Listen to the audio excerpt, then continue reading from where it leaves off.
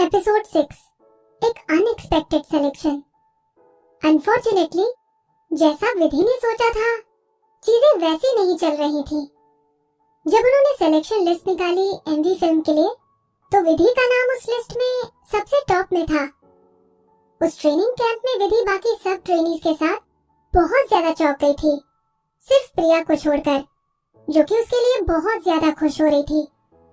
कुछ लोगों को ऐसा लग रहा था कि ये एक अनफेयर सिलेक्शन हुआ है और वो तरुण के ऑफिस के सामने शोर मचाने लग गए थे सिलेक्शंस को लेके। तरुण ने उन्हें बस एक ही बात कही कि मिस्टर अनिरुद्ध ने विधि को पर्सनली पिक किया है। अगर तुम्हें शोर करना ही है तो यहाँ से जाओ और पहले मिस्टर अनिरुद्ध को ढूंढो। सिर्फ उसी समय विधि को उस आदमी का नाम पता चल पाया कि वो अनिरुद्ध था, जो कि वेवे डांस कंपनी का चीफ म्यूजिक प्रोड्यूसर है। एंटरटेनमेंट इंडस्ट्री में वो उत्कर्ष के जितना ही काबिल था, जो कि उसका एक्सक्लूसिव प्रोड्यूसर था उसकी पुरानी लाइफ के दौरान। इन दोनों को एक साथ two gems of the industry कहा जाता था। देखा जाए तो वो तान्या के नए गाने और म्यूजिक वीडियो का इंचार्ज था। विधि कंफ्यूज हो रही थी क्योंकि हायर करने के लिए अनिरुद्ध हद से ज्यादा एक्सपेंसिव था। बहुत सारे ए लिस्टर्स उसे हायर नहीं कर पाते थे उनके सॉन्ग्स प्रोड्यूस करवाने के लिए। तो ऐसा क्यों था कि वो एक सेकंड रेट फीमेल सिंगर के लिए गाना प्रोड्यूस करने को तैयार था? और यहाँ तक कि उसका म्यूजिक स्टाइल ग्रेसफुल और स्लो बहुत ही ज्यादा फेमस था, जिसे हर कोई जानता था, जो कि तान्या के म्यूजिक स्टाइल से बिल्कुल ही अलग था। आखिर ये दोनों अपोजिट पोल भला एक साथ कैसे आ गए थे, वो भी एक ही फ्रेम में? इस बात ने विधि के सिलेक्शन की मिस्ट्री सॉल्व कर दी थी। सभी ने थोड़ा भड़कीला डांस करना चूज किया था, लेकिन उसने सिंपल डांस करना ही क्यों चूज किया था? लेकिन वो फिर भी कंफ्यूज थी। चाहे उसने सही डांस स्टाइल को चूज किया था, लेकिन फिर भी उसका डांस सिर्फ एवरेज ही था। ऐसा तो हो ही नहीं सकता था कि उससे अनिरुद्ध, जो कि बहुत ही सेलेक्टिव होने के लिए जाना जाता था, उसके डांस से इम्प्रेस हो जाएगा। किसी की भी हिम्मत नहीं हुई अनिरुद्ध से सवाल करने की, इसीलिए सबका गुस्सा विधि के ऊपर ही फूट रहा था। सभी को ये पता था कि कैंप में बहुत सारे ऐसे हैं जिनके डांस स्टेप्स विधि से बहुत ज्यादा बेटर थे। वो बस इस टाइम थोड़ा लकी थी। जितने भी लोग इस सिलेक्शन में फेल हुए, उन्होंने विधि को उसके पीठ पीछे कहा कि वो इसके लायक भी नहीं थी। विधि ने ये सारी बकवास इग्नोर की, वो भी एक इंसिडेंट होने तक। उस दिन विधि कल्चरल क्लासरूम में जा रही थी अपने लेसन के लिए, जैसे कि वो अक्सर जाती थी। वहां उसने देखा कि किसी ने उसकी टेबल पर इंक की पूरी बोतल बिखेर रखी थी, जिससे उसकी टेबल, चेयर और फ्लोर गंदा हो गया था। सबके सब क्लासरूम में उसे ही देख रहे थे और ये इंतजार कर रहे थे कि वो क्या करेगी। विधि एक लंबी सांस लेती है और पूछती है, ये किसने किया है? अपने आप ही बता दो। हर कोई हंसने लग गया था। फिर किसी ने ताना मारते हुए कहा, विदुषी, क्या तुम अंतर्यामी नहीं हो? ट्राई तो करो ये सोचने का कि ये सब किसने किया है। ठीक वैसे ही जैसे तुमने बिल्कुल सही सोचा था कि एग्जामिनर कौन होगा। विधि स्माइल देते हुए कहती है, तुम इतने अच्छे नहीं थे कि सेलेक्ट हो पाओ, तो तुमने ये सब करने का सीक्रेटली डिसाइड किया। थोड़ा रुकते हुए वो एक और बात कहती है, कुछ लोग जो कि किसी भी काम के लिए अच्छे नहीं हैं। जैसा कि उसने सोचा ही था, अपोजिट साइड से कोई खड़ा हुआ और गुस्से से कहने लगा, क्या कहा तुमने? अच्छा, तो क्या मैं गलत हूँ? विधि, इतना सेल्फ कॉन्फिडेंट होना बंद भी करो। रोहन भी सिलेक्ट हुआ था और वो 3rd प्लेस में था एग्जामिनेशन में, जो कि तुम्हारी 20 नंबर की पोजीशन से तो बेटर है। किसी ने उसके ऊपर चिल्लाते हुए ऐसा कहा। रोहन क्रॉस आर्म की पोजीशन में क्लासरूम की तरफ देख रहा था। विधि रोहन की तरफ देखते हुए पूछती है, ये तुमने किया? रोहन काफी हैंडसम था। उसने पूरी तरह से टाइट टी शर्ट पहनी हुई थी, लूज ट्राउजर्स के साथ। उसने रिस्ट और नेक में चेन्स पहनी हुई थी, जो कि फुल हिप हॉप वाइब्स दे रही थी। वो क्लासरूम डोर पर झुका हुआ था और उसे गुस्से में देख रहा था। तो क्या हुआ अगर ये मेरा ही आइडिया था तो? Very good. विधि उसे अपने इस एक्शन के लिए सबक सिखाना चाहती थी। वो हंसते हुए कहती है, तुम ये सोचते हो ना कि तुम ग्रेट हो, है ना? क्या तुम्हें हिम्मत है कि तुम मुझसे बैटल कर सको? क्या बैटल? रोहन ने ये सोचा भी नहीं था कि विधि ऐसा भी कुछ कह सकती है। उसका इंटरेस्ट और बढ़ गया था। जैसा कि तुम्हें लगता है कि मेरा सिलेक्शन म्यूजिक वीडियो में सिर्फ मेरे लक की वजह से हुआ है और मेरी डांस स्किल्स कुछ भी नहीं है, तो एक बैटल करते हैं। विधि ने शांत होकर उसे जवाब दिया। जब उसे सब लोग इतने घटिया तरीके से हार्म करने की कोशिश कर रहे थे, तो उसे उनको भी दिखाना ही पड़ेगा कि वो जो भी उसको समझते हैं वो वैसे बिल्कुल भी नहीं है। भले ही वो किसी का भी अटेंशन नहीं पाना चाहती थी, लेकिन उसके पास और कोई चॉइस भी नहीं था सिवाय बदला लेने के। रोहन और बाकी सारे ट्रेनीज ऐसे हंसने लगते हैं जैसे कि उन्होंने एक बड़ा जोक सुन लिया था। तुम मजाक कर रही हो ना? तुम ब्रदर रोहन से डांस बैटल करना चाहती हो? वो तुम्हें अपने कुछ ही सिंपल डांस मूव से ऐसे ही हरा देगा। विधि को कोई फर्क नहीं पड़ा।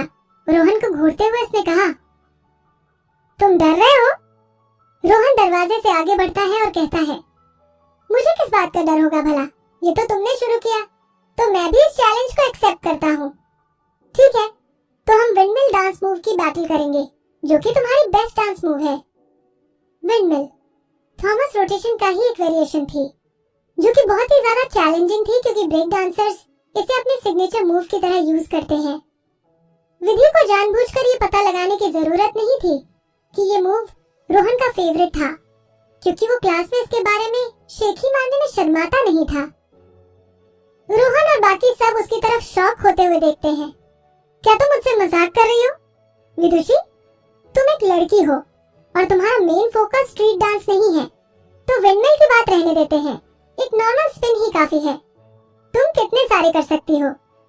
एक क्लासमेट जो रोहन के पीछे खड़ा था, उसने उसे सजेस्ट किया, जैसे कि वो किसी बेवकूफ को एडवाइस दे रहा था।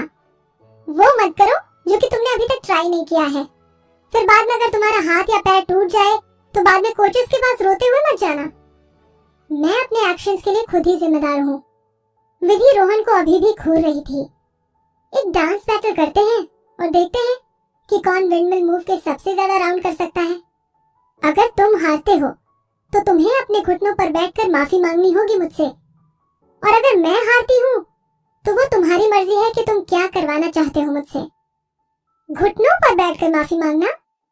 रोहन पहले थोड़ा हेजिटेट करता है और थोड़ा गुस्से में हंसते हुए कहता है, विदुषी, मैं तुम्हें एडवाइस देने वाला था कि तुम विंडमिल रहने दो, क्योंकि काफी सारे लोगों को उसे करते हुए इंजरी हो जाती है। अगर तुम केयरफुल नहीं रही तो तुम्हें पूरी जिंदगी के लिए पैरालिसिस हो सकती है, लेकिन तुम्हें तो मरने का शौक है। रोहन उसकी तरफ पॉइंट करता है और घमंड के साथ कहता है, ओके, अगर मैं हार जाता हूँ तो मैं अपने घुटनों पर झुकूंगा और तुमसे माफी मांगूंगा, लेकिन अगर तुम हार गई तो तुम इस ट्रेनिंग कैंप को छोड़कर चली जाओगी। विधि हंसते हुए कहती है, डील। रोहन ने सोचा नहीं था कि विधि इन सब शर्तों को एक्सेप्ट करेगी, और वो देखने से ही थोड़ा डरा हुआ सा लग रहा था, क्योंकि अगर कोई वेवे डांस कंपनी के ट्रेनिंग कैंप को एक बार छोड़कर चला जाए तो उसे दूसरा मौका नहीं दिया जाता, और विधि की सिर्फ एक ही साल की ट्रेनिंग बर्बाद नहीं होगी, बल्कि वो फिर कभी भी एंटरटेनमेंट सर्कल में दोबारा नहीं आ पाती। लेकिन अब जो हो गया था उसके लिए कुछ नहीं कर सकते थे। रोहन मुड़ते हुए डांस स्टूडियो की तरफ चला जाता है। विधि अपने डांस वेयर्स को लेकर उसके पीछे चली जाती है। डांस स्टूडियो में बहुत सारे ट्रेनीज अपनी प्रैक्टिस कर रहे थे, लेकिन उन्होंने डांस स्टूडियो जल्दी से दे दिया, ये जानकर कि अभी एक डांस बैटल होने वाली है, और भीड़ में शामिल हो गए। विधि अपने डांस वेयर पहनती है और वार्म अप करने लगती है। अब भीड़ भी धीरे धीरे बढ़ती ही जा रही थी। विधि उनको सुन सकती थी कि वो क्या बातें कर रहे थे। क्या ये विदुषी है जो कि एक एमवी के लिए सेलेक्ट हो गई थी सिर्फ अपने लक की वजह से? वो रोहन से compete करना चाहती थी, वो भी विंडमिल करने में। क्या वो पागल हो गई है? अगर रोहन सिर्फ 30 राउंड ही करता है विंडमिल के, तो भी वो उसे मैच नहीं कर सकेगी। एग्जैक्टली, वो एक मुसीबत को ही बुलावा दे रही है। मैंने सुना था कि रोहन जब सेलेक्ट हुआ था इस ट्रेनिंग कैंप में, वो ऑलरेडी चैंपियन था नेशनल ब्रेक डांस कॉम्पिटिशन का। चलो इस पर शर्त लगाते हैं। Chapter 7 dance battle. इसमें शर्त लगाने की क्या बात है, विदुषी ही हारेगी। बहुत सारे लोग ये कह रहे थे। उनकी नजरों में विदुषी और रोहन एक दूसरे से बिल्कुल अलग थे। दोनों के बीच में शर्त लगाने का कोई सवाल ही नहीं था। विधि खुद को शांत करते हुए वार्म अप स्ट्रेचेस करती है और रेफरी को इशारा देती है डांस बैटल शुरू करने का। रेफरी बाकी ट्रेनीज ने चूज किया था और वो सभी देखते हैं कि विधि तैयार हो गई है और रोहन भी तैयार हो गया था डांस बैटल शुरू करने के सिग्नल से पहले ही। ये तो नेचुरल था कि विंडमिल मूव करना फीमेल्स के लिए एक लॉस ही है, लेकिन कोई भी अपनी आंखें विधि से नहीं हटा पा रहा था। जब उसने अपने हाथ ग्राउंड पर रखे और खुद को स्ट्रेच आउट किया और स्पिन करने लग गई, उसके लॉन्ग एंड स्ट्रेट लेग्स हवा में बेहतरीन कर्व बना रहे थे जो कि क्लीन और परफेक्ट थे, जिससे उसका कॉन्फिडेंस सभी को पूरी तरह से दिखाई दे रहा था। बहुत सारे लोगों ने विंडमिल मूव को प्रैक्टिस किया है, लेकिन जो उसे अच्छी तरह से कर पाए वो भी इतनी स्पिरिट और चार्म के साथ वो बहुत ही कम थे। इससे ज्यादा परफेक्ट और कोई दूसरा ये नहीं कर सकता था। बहुत सारे लोगों की नजरें विधि की तरफ गई और वो उसे देखते रह गए। ओह माय गॉड, ये क्या विंडमिल है? एक लड़की चौंकते हुए कहती है, ये कितनी ज्यादा ग्रेसफुल है, ये तो ब्रेक डांस जैसा बिल्कुल भी नहीं लग रहा है। हाँ, दूसरा लड़का कहने लगता है, ये तो ब्यूटीफुल होने के साथ साथ कूल भी है। इसका डांस तो अपने आप में ही कुछ अलग है। विधि का फोकस इस पर नहीं था कि भीड़ क्या कह रही है, बल्कि सामने जो पूरा वर्ल्ड उसके साथ घूम रहा था उस पर। कलरफुल और कॉन्फिडेंट थी। हालांकि वो ब्रेक डांस में बेस्ट नहीं थी, लेकिन इसका मतलब ये नहीं था कि वो इसमें अच्छी नहीं थी। अपनी पुरानी लाइफ में उसने सेट पर एक म्यूजिक वीडियो में विंडमिल डांस मूव परफॉर्म किया था। डायरेक्टर ने उसे ये सजेस्ट किया था कि ये मूव एक ट्रेन्ड पर्सन से करा सकती है, लेकिन विधि ने कहा था कि वो खुद ही इस मूव को पूरा करेगी। उस म्यूजिक वीडियो के लिए उसने बहुत हार्ड ट्रेनिंग ली थी कुछ समय के लिए, और इस तरह उसको इंटरेस्ट भी आ गया था विंडमिल मूव को करने में। म्यूजिक वीडियो फिल्म करने के बाद भी वो इस डांस मूव को एक्सरसाइज की तरह रोज करती थी, जिससे उसकी फ्लेक्सिबिलिटी भी बढ़ी और कोऑर्डिनेशन भी बन गया था। आरव ने ये तक कहा था कि उसको भगवान की ब्लेसिंग्स मिली हुई हैं। काफी सारे लोगों ने इस डांस मूव को करने की कोशिश की, लेकिन वो फेल हो गए थे। पर विधि इस डांस मूव को ऐसे सीख गई जैसे कि ये खेल था, और वो कई बार आसानी से बहुत सारे स्पिन्स एक साथ कर लेती थी। लेकिन विधि का ध्यान थोड़ा दूर चला जाता है। आरव ने कभी ये समझने की कोशिश भी की थी कि उसने कितना हार्ड वर्क किया होगा अपने डांस फाउंडेशन को इस लेवल तक पहुंचाने के लिए। सभी डांस स्टाइल्स में इतना अच्छा होना और उन्हें यूज करना ताकि वो हर तरह के सॉन्ग्स और सिचुएशन में अपने आप ही फिट हो जाए। वो थोड़ा सा लोगों को सुनती है जो कि उसके आसपास जोर जोर से चिल्ला रहे थे। जो उसके सामने खड़े थे वो काउंटिंग कर रहे थे रोहन के लिए। 32, 33, 34। जो उसके पीछे खड़े थे वो उसी के लिए काउंटिंग कर रहे थे। 29, 30, 31। उसने रोहन के साथ ही विंडमिल मूव शुरू किया था, लेकिन उसकी स्पीड रोहन से काफी स्लो थी। खैर, ये तो होना ही था, क्योंकि रोहन की स्पेशलिटी ब्रेक डांस करने में थी, तो उसको अपनी मूव स्लीक और कूल रखने की जरूरत थी। जब विधि अपनी पुरानी लाइफ में वो म्यूजिक वीडियो फिल्म कर रही थी, तब उससे डायरेक्टर ने रिक्वेस्ट किया था कि वो अपनी स्पीड स्लो ही रखे, ताकि एटमॉस्फेयर थोड़ा चार्मिंग और अट्रैक्टिव लगे। यहाँ तक कि इसके बाद भी उसने विंडमिल डांस मूव करते हुए खुद को ज्यादा फोकस अपनी फ्लेक्सिबिलिटी और एरोबिक स्टाइल को और अच्छा करने में किया। वो कभी भी तेज स्पीड के लिए ट्रेन नहीं हुई थी। रोहन धीरे धीरे और तेजी के साथ स्पिन करने लगा और ऐसा लग रहा था कि वो बिल्कुल नहीं थक रहा है। 46, 47, 48। विधि उसे अपनी उसी स्लो स्पीड के साथ फॉलो कर रही थी। 40, 41, 42। रोहन की आंखें सरप्राइज हो गई थी, क्योंकि उसने कभी नहीं सोचा था कि ऐसा भी कोई होगा उसके अलावा जो कि इतनी देर तक विंडमिल कर सकता है। वो कई बार विधि को अपने हाथों को स्विच करने के दौरान देख रहा था। विधि का सिर्फ एक सिंपल प्रिंसिपल था। उसके दिमाग में सिर्फ ये था कि जब तक रोहन नहीं रुकेगा तब तक वो भी नहीं रुकेगी। फाइनली रोहन थकने लगा था। जैसे ही भीड़ ने 67 बोला, वो वैसे ही रुक गया और खड़ा हो गया। उसने ये इग्नोर किया कि उसके पास कोई टॉवेल लेकर और पानी लेकर आ रहा है। उसकी आंखें तो बस विधि की मूव्स पर चिपक गई थी। विधि कंटिन्यू स्पिन करती रहती है अपनी उसी स्पीड के साथ। उसके आसपास के लोग काउंट कर रहे थे, 59, 60, 61। अरे अब तो रोहन भी रुक गया है, लेकिन वो अभी भी आगे बढ़ती ही जा रही है। लेकिन वो टोटल नंबर ऑफ स्पिन में अभी भी रोहन से पीछे ही है। हाँ, ये सच है, लेकिन ये देखो विधि कितनी ज्यादा स्टेबल है, वो रोहन को ओवरटेक कर ही लेगी। 61, 67, 68। ये देखो, उसने उसे पीछे छोड़ दिया। उसने रोहन को आखिर ओवरटेक कर ही लिया। भीड़ की आवाज और तेज होने लगी और वो विधि के लिए और जोर से काउंट करने लगे।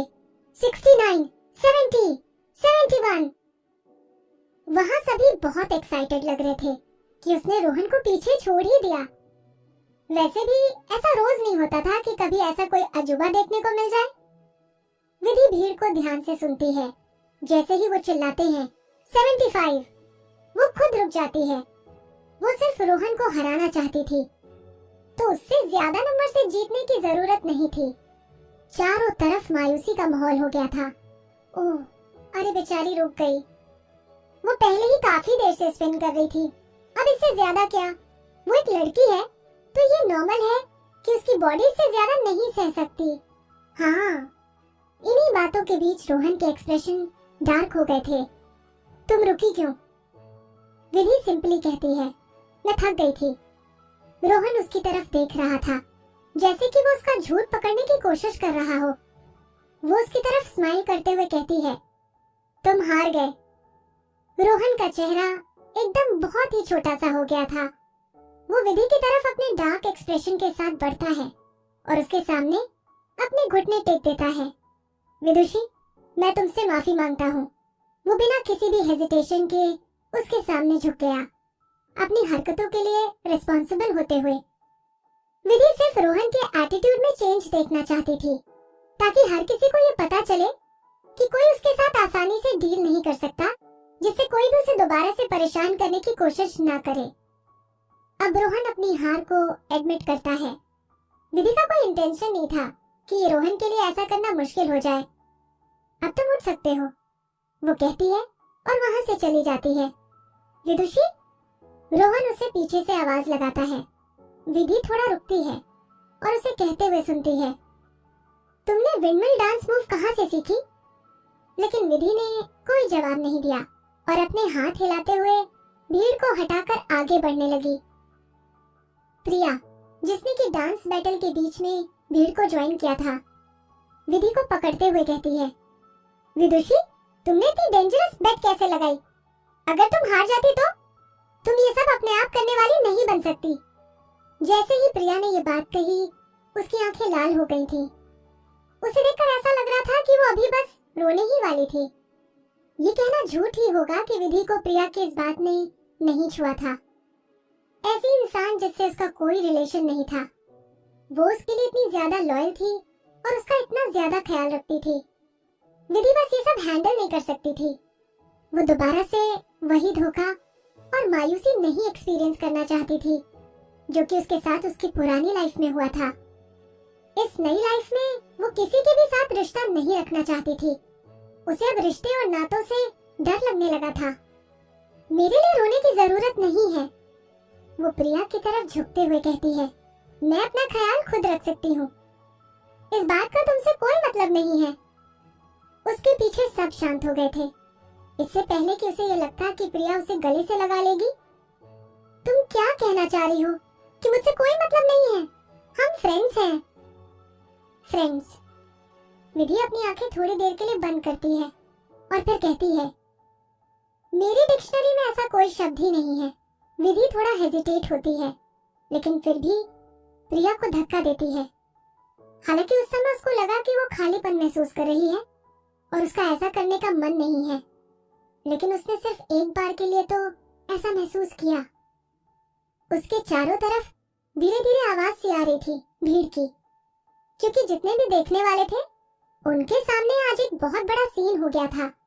पहले विधि ने रोहन को हराया और फिर उसके और प्रिया के बीच में ऐसा हो गया। बहुत सारे लोग विधि की तरफ पॉइंट करते हुए डिस्कस कर रहे थे। मैं तो उसके लिए काफी ज्यादा रिस्पेक्ट फील कर रही थी कि उसने रोहन को हरा दिया, लेकिन ये किसने एक्सपेक्ट किया था कि वो अपनी दोस्त प्रिया को इस तरह से ट्रीट करेगी सक्सेस होने के बाद? क्या वो इस बात को भूल गई थी कि उसके साथ उस समय कौन खड़ी थी जब उसे इस एकेडमी से ऑलमोस्ट बाहर निकाल दिया था? बिल्कुल सही कहा, कैसी घमंडी है ना ये। हाँ। विधि दरवाजे की तरफ बढ़ती है जब उसे लोग क्रिटिसाइज कर रहे थे, लेकिन वो पीछे मुड़ने से खुद को रोक नहीं पाई। प्रिया अभी भी उसी जगह मायूस और परेशान होकर खड़ी थी और भीड़ उससे काफी अलग थी। वो बहुत लाचार और बेबस दिखाई दे रही थी, लेकिन विधि अपने दिल को संभालती है और वहां से चली जाती है। Episode 8 heart break. अब नेक्स्ट डे रेस्ट करने के लिए था और प्रिया ने पहले से ही विधि के साथ शॉपिंग के लिए जाने का सोच लिया था, लेकिन कल रात उनके बीच बात बिगड़ने के बाद प्रिया विधि को ढूंढने नहीं आई। अपने शेड्यूल की तरफ देखते हुए विधि सोचती है कि उसे कुछ जरूरी सामान खरीद लेना चाहिए, अपनी म्यूजिक वीडियो आउटडोर फिल्मिंग के लिए जो भी सामान खरीदना था।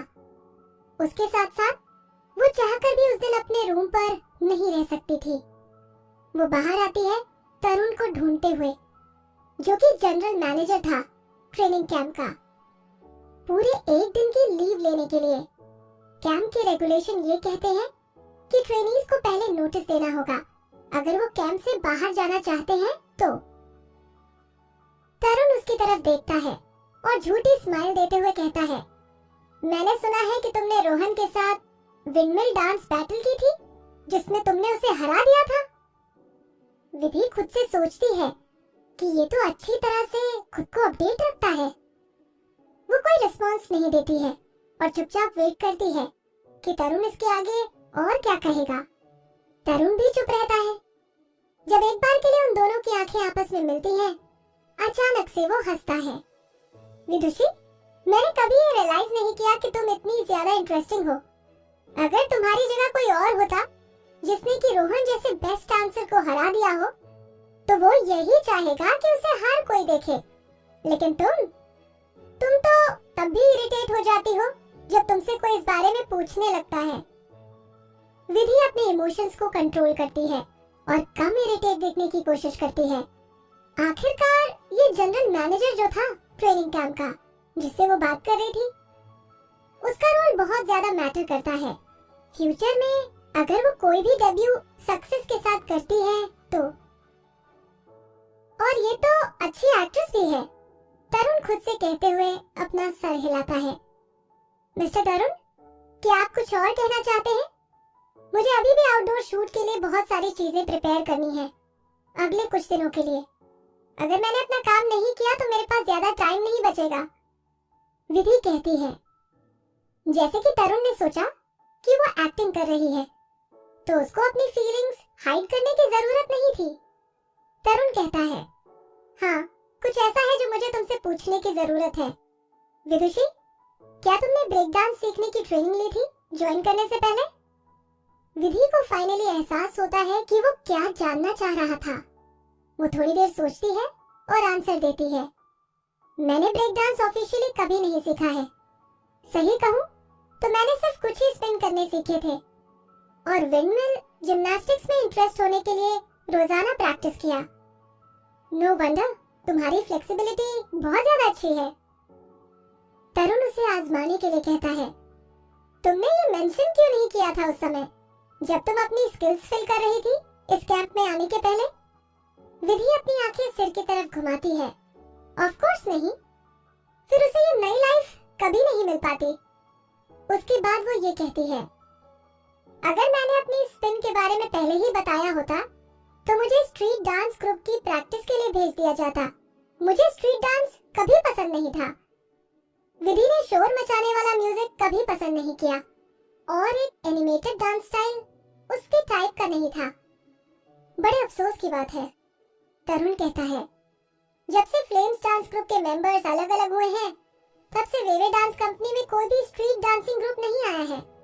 रोहन में बहुत पोटेंशियल है, इसलिए मैं सोच रहा हूँ कि उसके लिए कोई पार्टनर मिल जाए उसके मैच का। अनफॉर्चुनेटली ऐसा कर पाना बहुत ही डिफिकल्ट हो गया है। मेरा कोई इंटरेस्ट नहीं है, विधि कहती है। तरुण उसे घूरते हुए कहता है, विदुषी, तुम्हें इस कैंप में आए हुए 1 साल हो गया है और तुम अभी भी मीडियम और लो लेवल पर ही घूम रही हो। तुम्हारे डेब्यू करने के चांसेस बहुत कम है। अगर तुम रोहन के साथ टीम अप कर लेती हो, मैं किसी के भी साथ टीम अप नहीं करने वाली। विधि तरुण को रोकते हुए कहती है, मैं डेब्यू अपने मेरिट्स पर करूंगी।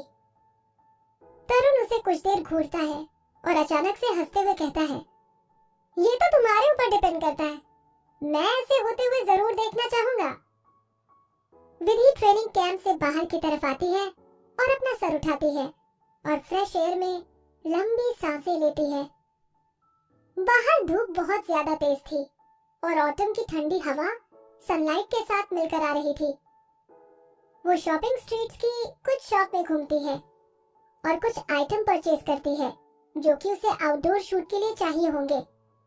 हालांकि अपनी पुरानी लाइफ से उसे ये याद था, जैसे कि सनस्क्रीन, मॉइस्चराइजर, फेशियल टिश्यू। वो श्योर नहीं थी कि वो कुछ मिस कर रही थी या नहीं। अपनी पुरानी लाइफ में उसके पास एक असिस्टेंट हुआ करता था जो ये सब कुछ उसके लिए लाता था और उसकी सारी जरूरतों का ख्याल रखता था।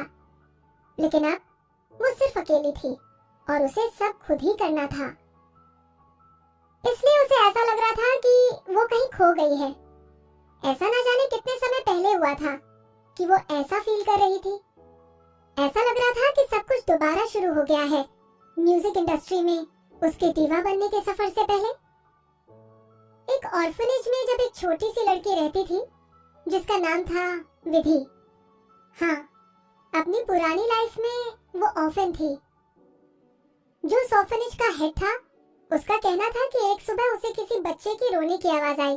दरवाजे के बाहर से उस आवाज को सुनते हुए वो बाहर जाता है और दिखाई देता है कि 2 छोटे बच्चे पेड़ के पीछे हैं। 3 साल की विधि, जिसने सूखे हुए फूल पकड़े हुए थे और उसने अपनी आर्म्स में जो बच्चा पकड़ा हुआ था वो उसे खुश करने की पूरी कोशिश कर रही थी। वो छोटी सी बच्ची उसकी बहन थी, मुक्ति। जब ऑर्फनेज का हेड उन्हें मिलता है तब विधि के चेहरे पर आंसू थे, लेकिन उसका छोटा सा मुंह फिर भी स्माइल दे रहा था। फिर खुश होते हुए वो छोटी सी बच्ची अपना हाथ उठाती है, वो फूल छीनने के लिए जो कि विधि ने उसके सामने रखा हुआ था। ऑर्फनेज के हेड ने कहा था कि वो बचपन से ही रिस्पॉन्सिबल और केयरिंग थी अपनी छोटी बहन के लिए, और उसके साथ ही वो इंडिपेंडेंट और स्ट्रॉन्ग थी। मुक्ति काफी कमजोर पड़ गई थी एक कंजेनिटल हार्ट डिजीज की वजह से। वो ना ही कूद पाती थी, ना ही उछल पाती थी। अगर उसे जरा सी भी ज्यादा गर्मी या ठंड लगती तो उसे एक्यूट लंग इन्फेक्शन या हार्ट फेलियर भी हो सकता था, जिसकी वजह से विधि और मुक्ति को कोई भी अडॉप्ट नहीं कर रहा था। उसने ऑर्फनेज के हेड से कहा हुआ था कि वो दोनों एक ही साथ अडॉप्ट होंगी अगर कोई उन्हें अडॉप्ट करना चाहता है तो। काफी साल बाद भले ही विधि बहुत ही सुंदर हो गई थी, उसने खुद को अच्छा और रिस्पॉन्सिबल बच्चे के जैसे प्रेजेंट किया था। सभी कपल विधि को देखते हुए हाँ तो कहते थे, लेकिन मुक्ति को अडॉप्ट करने से मना कर देते थे, जो कि अपनी बीमारी की वजह से काफी अगली दिखती थी। फिर जब वो आरव से मिलते हैं, विधि ने एक बार के लिए सोचा कि उनको अब सिर्फ वही बचा सकता था। वो उन्हें एक बड़े से मलबरी ट्री के पास मिलता है। समर टाइम में सन उसकी लंबी सी हाइट को गोल्डन ऑरा दे रहा था। वो हंसते हुए अपना हाथ आगे बढ़ाते हुए कहता है, विधि, चलो मेरे साथ घर चलो। मैं तुम्हें इस पूरी दुनिया का सबसे फेमस आर्टिस्ट बना दूंगा और तुम्हें वो सब दूंगा जो भी तुम चाहो, और तुम्हारी बहन को भी बेस्ट ट्रीटमेंट मिलेगा। विधि, आओ और मेरे साथ घर चलो। इस बात को सुनने के बाद ही उसने उसे अपना सारा प्यार और भरोसा दे दिया था। विधि आरव को तब से फॉलो करती थी जब वो 12 साल की थी। वो उसके लिए उसका गार्डियन, फादर, ब्रदर और उसका लवर था। उसने ये सोचा था कि अब हमेशा के लिए वो उसका हो गया है, लेकिन वो भूल गई थी कि वो खुद एक हम्बल बैकग्राउंड से थी। लेकिन आरव ऐसी फैमिली से था जो काफी जनरेशन से ही बहुत पैसे वाले थे, और वो आरव की शादी ऐसी लड़की से करवाना चाहते थे जो उसे मैच कर पाए। उससे पहले उसने डिस्कस भी नहीं किया विधि के साथ और हाँ कह दिया था उस मैरिज को जो कि उसकी फैमिली ने तय करवाई थी। विधि को उसकी एंगेजमेंट के बारे में न्यूज़ से पता चलता है और उस दिन वो उसके ऑफिस में ही जाकर उससे पूछती है। वो उसको गुस्से में घूरते हुए कहता है, ये महज एक अरेंज मैरिज है फैमिलीज के बीच में, मैं तुम्हें नहीं छोड़ूंगा। विधि, तुम कब से इतनी ज्यादा अनरीजनेबल हो गई हो? वैसे उसका इस बात के लिए अनरीजनेबल होना तो जरूरी था। विधि उससे बहुत प्यार करती थी। वो ये बिल्कुल भी नहीं टॉलरेट कर सकती थी कि अब कोई दूसरा उनके बीच आ रहा है, भले ही ये मैरिज करना एक कॉन्ट्रैक्ट ही क्यों नहीं था। सबसे ज्यादा वो इसीलिए जेलस थी कि आरव की ये वाइफ उसके साथ सबके सामने हाथ में हाथ डाले घूम सकेगी, वो भी सभी की ब्लेसिंग्स लेते हुए, और वो खुद अंधेरे में रहकर उसकी मिस्ट्रेस बनेगी और कभी भी किसी को ये नहीं बता पाएगी। इसी वजह से उसके आरव के साथ बहुत सारे हीटेड आर्ग्यूमेंट्स हुई, उसकी लिमिट्स को बार बार टेस्ट करते हुए, यहाँ तक कि वो औरत से बात करने चली जाती है जैसे कि उसके साथ गलत हो रहा हो। वही औरत खुद को क्लियर करते हुए कहती है, विधि तुम हो कौन? तुम तो सिर्फ एक एक्ट्रेस हो और एक खिलौना। अगर तुम स्मार्ट हो तो मैं तुम्हें मैरिज के बाद भी टॉलरेट कर सकती हूँ, लेकिन अगर उसके बाद भी तुम रूल्स के अकॉर्डिंग नहीं चलती हो तो ये मत भूलना कि टाइम्स म्यूजिक कंपनी की फ्यूचर लेडी बॉस कौन है। उस टाइम उसे महसूस हुआ कि वो इन सबके सामने कुछ भी नहीं थी। तो क्या हुआ कि वो एक भगवान की तरह थी म्यूजिक इंडस्ट्री में। उसके पास बहुत सारे फैंस थे। इन वेल्दी फैमिलीज के सामने वो धूल के जैसी थी और एक चींटी की तरह जिसको कोई भी मसल सकता था। वो लाचार होकर घर लौटती है, वो घर जो उसने और आरव ने साथ मिलकर डेकोरेट किया हुआ था।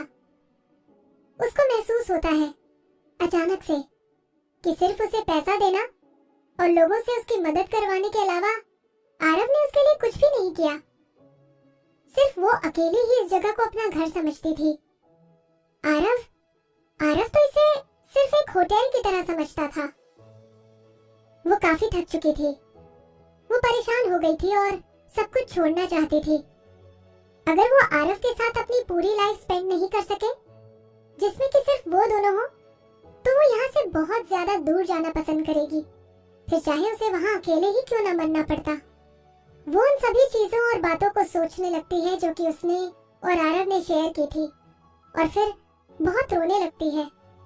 उसके बाद वो अपने आंसू पोंछती है, उठती है और अपना लगेज पैक करने लगती है। वहाँ से जाने से पहले उसे याद आया कि वेदर ठंडा होता जा रहा है।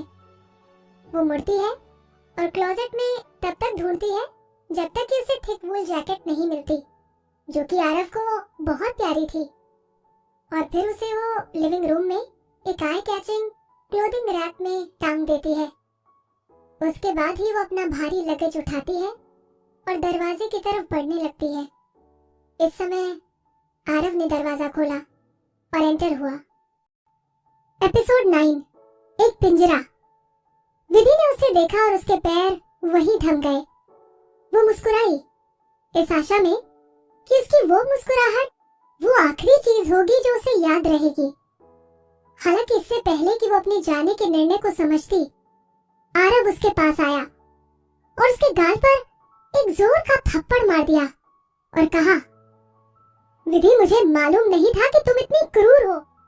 तुम इतना गिर गई कि तुमने किसी को जहर देके मार दिया।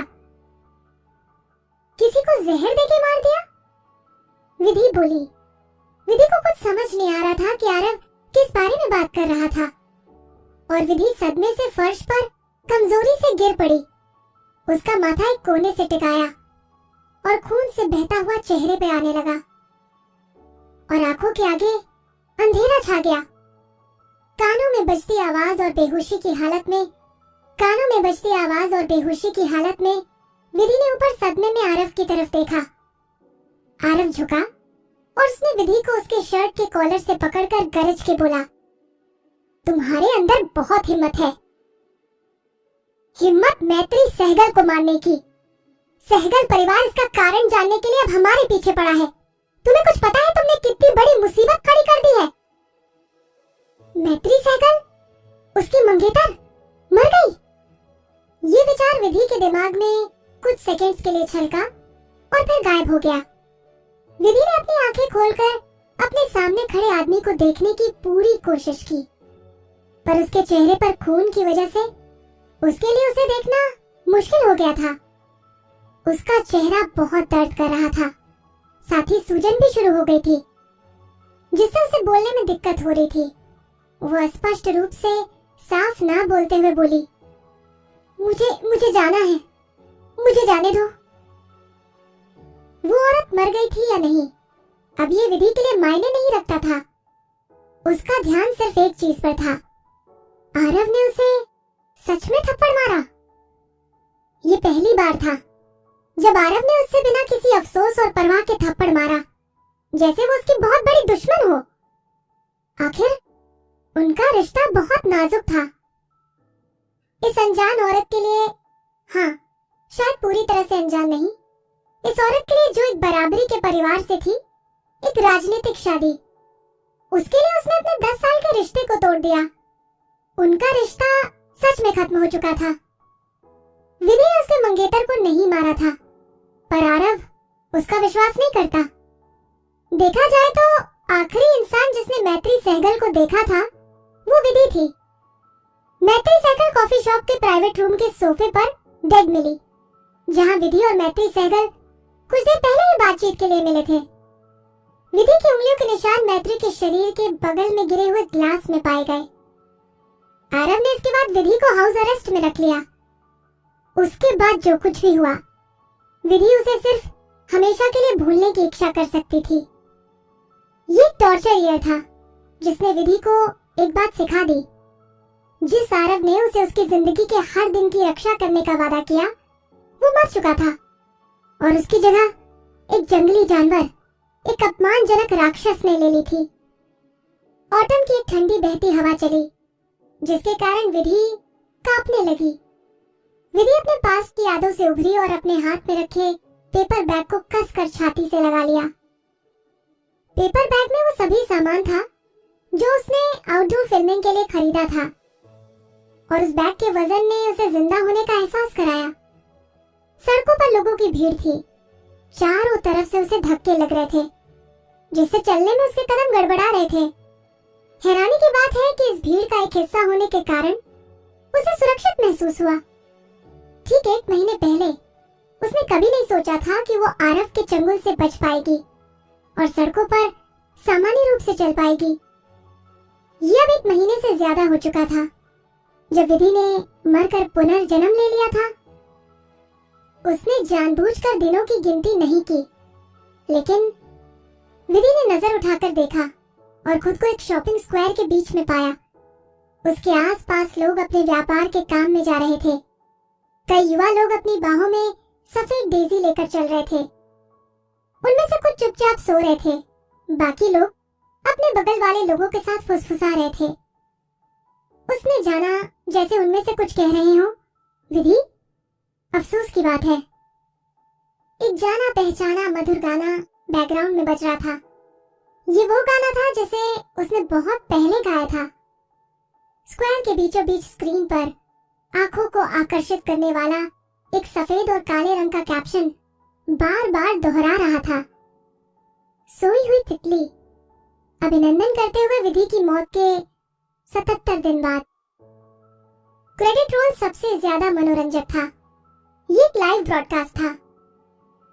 अपनी खुद की मौत के बाद लाइव प्रसारण देखना एक अजीब स्थिति थी। विधि को उम्मीद नहीं थी कि वो संयोग से एक रैंडम दिन पर ये देखेगी। जिस दिन उसने शॉपिंग करने का फैसला किया, उससे अचानक खो जाने का एहसास हुआ।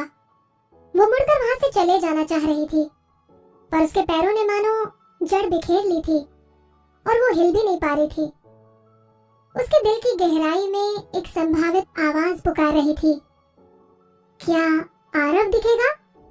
उसकी मौत के बाद वो कैसा होगा? आरव, तुम बचने से परे हो। उसके दिल में एक और आवाज उसे चुभ रही थी। उसने तुम्हें बहुत दर्द दिया, फिर भी तुम उसके लिए अभी भी रो रही हो। आसपास के लोग उससे टकराते रहे और बेसब्र आवाजें बुलंद हो गईं। अरे, तुम चल रही हो या नहीं? आप आप सड़क के बीच में क्यों खड़ी हो? आगे बढ़ो, यहाँ मरे हुए जैसे खड़े मत रहो। वो दाएं बाएं हिलती रही जब तक कि वो एक मजबूत छाती से टकरा गई। विदुषी, क्या तुम देख रही हो कि तुम कहाँ चल रही हो? ये रोहन था जिसने उसे सड़क के किनारे खींच लिया। अगर दिन में सपने देखने हैं तो कहीं और जाओ, यहाँ विधि के पागल फैन की भरमार है। अगर तुम सड़क के बीच में खड़े होते हो और भगदड़ में फंस जाते हो तो किसी को नहीं पता होगा कि तुम्हारी मौत के लिए किसे दोषी ठहराया जाए। विधि ने उसे घूरते हुए देखा, अपने मुंह से आग निकालते हुए। तुम मुझे इस तरह क्यों देख रही हो? क्या मैंने कुछ गलत कहा? अब ये मत कहना कि तुम भी विधि के फैन में से एक हो। रोहन ने अपने हाथों को अपने पैंट की बड़ी जेबों में भर लिया। वो काफी चिड़चिड़ा लग रहा था। जैसे ही वो बोलता था वो घूमकर विधि के कई फैंस को घूर रहा था जो उसे भी घूर रहे थे। विधि चुप थी। विधि ने आखिरकार अपनी आवाज निकाली और पूछा, तुम यहाँ क्या कर रहे हो? मैं कुछ सामान खरीदने के लिए बाहर आया था। अगर एमवी फिल्मिंग के लिए कल और आज एकमात्र रेस्ट डे नहीं होता है तो मैं यहाँ विधि की डेथ सेरेमनी के दौरान भीड़ में नहीं फंसता। रोहन ने हाथ हिलाते हुए पीछे किसी को जवाब देते हुए पुकारा, यहाँ पर। विधि ने रोहन के 2 चेलों को कई बड़े और छोटे बैग्स के साथ मुश्किल से भीड़ के जरिए घुसकर आते हुए देखा। वो विधि और रोहन के पास आए। उन्होंने जोर से सांस ली। हे भगवान, रोहन, आपको विश्वास नहीं होगा कि ये पागल फैन क्या करने के काबिल हैं। ये लोग पागल हैं। वो दीवारें हैं और उन लोगों की दीवारें इस जगह को जाम कर रही है। उनमें से बहुत से लोग रो रहे हैं। वहां पर देखो, और वहां पर। उन 2 लड़कों ने सामान को नीचे रखा जिसे वो उठाकर ला रहे थे। फैन की तरफ पॉइंट करते हुए वो रोहन को कंप्लेन करने लगे। कुछ समय बाद ही उन्होंने विधि को रोहन के सामने खड़ा हुआ देखा। क्या ये विदुषी नहीं है? वे सदमे में टिप्पणी करते हुए उसे घूरते हैं जैसे कि वो एक भूत हो। भाई रोहन, तुम इसके साथ क्यों हो? ये कोई आश्चर्य नहीं था कि वे बहुत हैरान थे। बस कल ही रोहन और विदुषी के बीच युद्ध था। न केवल उनके बीच डांस बैटल हुआ, बल्कि रोहन को ट्रेनिंग कैंप में उन सभी लोगों के सामने विदुषी के आगे घुटने टेककर झुकना पड़ा। ये कैसे संभव था कि वो एक साथ आज यहाँ उसके साथ था? एक दूसरे से इतने फ्रेंडली ढंग से बात कर रहे थे, यहाँ तक कि विधि को भी अजीब लगा। क्या रोहन सिंपल इजी गोइंग इंसान था या बहुत दयालु था? अगर ये कोई और होता तो कल उसके आगे घुटने टेकने के बाद प्लेग की तरह उससे बचता। कौन अभी भी इतना दयालु होगा कि उसे बचाने के लिए खींचेगा? रोहन ने आसमान की ओर देखा और अपनी आंखें घुमा ली। ये किस्मत वाली है कि मैं इसके साथ टकरा गया, वरना ये अभी तक इन लोगों द्वारा कुचल दी गई होती। उसने उसे चिढ़ाया। उसके कलाई पर चेन एक साथ खनखना रही थी। विदुषी, कल मैं शर्त हार गया और सौदेबाजी के अपने हिस्से को पूरा किया। मैंने बस अभी आज तुम्हारी जान बचाई। तुम मुझे कैसे चुकाने जा रही हो? तुम किस तरह चाहते हो कि मैं तुम्हें चुकाऊं? विधि ने महसूस किया कि रोहन एक बच्चे की तरह था जो बड़ा नहीं हुआ था। कोई आश्चर्य नहीं था कि वो बचकाने ढंग से उसकी टेबल पर इंक डाल देगा। एक समझदार आदमी ऐसा कभी नहीं करेगा। उसके सवाल को सुनकर रोहन की आंखें खुल उठी। कल जब मैं तुम्हें विंडमिल करते हुए देख रहा था, तुम अपने एंकल के साथ कुछ करती हो, जैसे तुम्हें हवा के बीच से किक किया गया हो। वो बहुत अलग था उससे जो हम आमतौर पर विंडमिल के डांस मूव्स में देखते हैं। मैंने पहले कभी ऐसा नहीं देखा है। मैंने आज सुबह कई बार कोशिश की, पर मुझे सही एंगल नहीं मिला। तुमने ऐसा करना कहाँ से सीखा? जल्दी बताओ मुझे। एपिसोड 10, मिला जुला ड्रामा। विधि हंसने लगती है और यही रोहन चाहता था। विधि रोहन की चमकती हुई आंखों की तरफ देखती है और महसूस करती है कि उसके इमोशंस उठने लगे हैं। इंडस्ट्री के लोग ये सोचते थे कि विधि घमंडी है और उसे खुश करना आसान नहीं है, लेकिन कुछ ही लोग ये समझते थे कि वो सिर्फ बेवकूफों के लिए ही घमंडी थी, जिनका एंटरटेनमेंट बिजनेस एक जुनून था और जो हार्डवर्क करते थे सक्सेस होने के लिए। विधि उन्हें बहुत रिस्पेक्ट देती थी और पसंद करती थी। अनफॉर्चुनेटली ऐसे लोग बहुत ही कम थे। विधि की एक एमवी जिसका नाम है मुश्किल राहें, वो अपना सर उठाती है रोहन को देखने के लिए और उसके बाल धीमी हवाओं के साथ लहरा रहे थे। डायरेक्टर ने उसमें एक स्लो मोशन टेक लिया है जिसमें सभी मोमेंट्स बहुत क्लियर हैं। ओह, तो तुमने ये विधि की एमवी से सीखा? रोहन कहने लगता है, नो वंडर, मैंने कभी उसकी म्यूजिक वीडियोस नहीं देखी। उसका डांस कुछ ज्यादा ही फ्लर्टी टाइप होता है, जो कि मुझे पसंद नहीं है, और मुझे ये भी नहीं पता था कि उसे विंडमिल करना भी आता था। रोहन अपना सर खुजाते हुए अपने पीछे खड़े 2 लड़कों को ऑर्डर देता है, सुनो, जब तुम वापस आओगे बाद में तो मेरे लिए विधि की एक सीडी लेकर आना, जिसमें उसका मुश्किल राहे सॉन्ग भी हो। वो 2 लड़कों को देखकर ऐसा लग रहा था जैसे कि वो अभी रोने वाले हों। रोहन भाई, ये भीड़ तो देखो, हम यहाँ से आखिर कैसे बाहर निकल पाएंगे? रोहन चारों तरफ देखते हुए समझता है कि वो पूरी तरह से घिर चुके हैं। सभी फैंस ने अपने हाथों में सफेद फूल पकड़े हुए थे। वो आगे देखते हुए भीड़ को एंड तक नहीं देख पा रहा था कि भीड़ आगे बढ़ रही है या पीछे। डैम इट, रोहन गुस्से से कहता है। विधि तीखी सी स्माइल देती है। अब उसे इस बात की चिंता करने की जरूरत नहीं थी कि उसे रुकना चाहिए या जाना चाहिए इस सेरेमनी से, क्योंकि भीड़ ने उसके लिए ये खुद ही डिसाइड कर लिया था। अब बैकग्राउंड म्यूजिक धीरे धीरे बंद होने लगा था और सेरेमनी स्टार्ट हो गई थी। टाइम्स म्यूजिक कंपनी के इवेंट्स की क्वालिटी तो पहले से ही हाई रही है, जैसे कि good event setting, right location, best music video clips, सभी छोटी छोटी डिटेल्स हमेशा परफेक्ट रहती थी। यहाँ तक कि जो गेस्ट इनवाइट किए थे उन्हें भी स्पेशली सेलेक्ट किया गया था। भले ही वो ज्यादा नहीं थे, लेकिन वो सभी मोस्ट इन्फ्लुएंशियल लोग थे। एंटरटेनमेंट इंडस्ट्री के कुछ बड़े नामों के साथ साथ दूसरे फील्ड के लोग भी आए थे और कुछ इंपॉर्टेंट पॉलिटिकल फिगर्स भी वहां पर मौजूद थे। विधि भीड़ के बीच में खड़ी होकर इस इवेंट की आयरनी को समझती है और महसूस करती है। क्या आरव ने ये नहीं सोचा था कि वो बहुत ही छोटे स्टेटस की थी उससे शादी करने के लिए? तो फिर उसने इतने बड़े और इन्फ्लुएंशियल लोगों को क्यों बुलाया था उसके मरने के बाद उसकी कमेमोरेशन सेरेमनी के लिए? उसे ये भी पता था कि ये लोग यहाँ सिर्फ और सिर्फ आरव की वजह से आए थे। उनका विधि से कोई भी रिलेशन नहीं था। उसकी पुरानी लाइफ में वो इतनी ज्यादा हाई प्रोफाइल थी कि उसने हमेशा उनकी इंसल्ट की थी। जब भी कभी कोई उसके कांटेक्ट में आया था तो फिर उसके हिसाब से तो उसकी कमेमोरेशन सेरेमनी कोई भी अटेंड नहीं करता, अगर आरव इतना ज्यादा पावरफुल नहीं होता तो। ये तो बहुत ज्यादा चौंकाने वाली बात हो जाती कि उसके जाने के बाद भी उन्होंने कुछ सेलिब्रेशन नहीं किया। विधि के बहुत सारे दोस्त थे, रोहन भीड़ देखते हुए कहता है, और उसके चेहरे में जलन साफ दिखाई दे रही थी। इतने सारे इन्फ्लुएंशियल लोग आए हैं यहाँ, अगर ऐसी पार्टी मेरी डेथ होने के बाद मुझे याद करने के लिए होगी तो मेरी आत्मा को सच में ही शांति मिल जाएगी। विधि को समझ नहीं आया कि उसे क्या कहना चाहिए इस बात पर। आपको ऐसा नहीं सोचना चाहिए बॉस, रोहन के साथ वाला उसकी बात को नकारते हुए ये कहता है। विधि की डेथ बहुत ही ज्यादा भयानक थी और आप ऐसा बिल्कुल भी नहीं चाहोगे, राइट? मैंने सुना था कि उसकी काफी डरावनी तरीके से डेथ हुई। उसका ब्लड पूरे फ्लोर पर बिखरा हुआ था और उसका ब्रेन मैटर भी बाहर निकल रहा था। ओहो, मेरे लिए ये गलत बात कहना बंद भी करो, रोहन गुस्से से बोलता है और उस लड़के को घूरने लगता है। फिर वो लड़का सहम जाता है और चुप हो जाता है, जैसे कि इसने अभी कहा विधि की डेथ किस तरह हुई थी। रोहन अपना सर उठाते हुए लाइव ब्रॉडकास्ट स्क्रीन को देखता है और अपने हाथ को अपनी चिन पर रखते हुए कहता है, विधि की डेथ इतनी अचानक और मिस्टीरियस तरीके से हुई।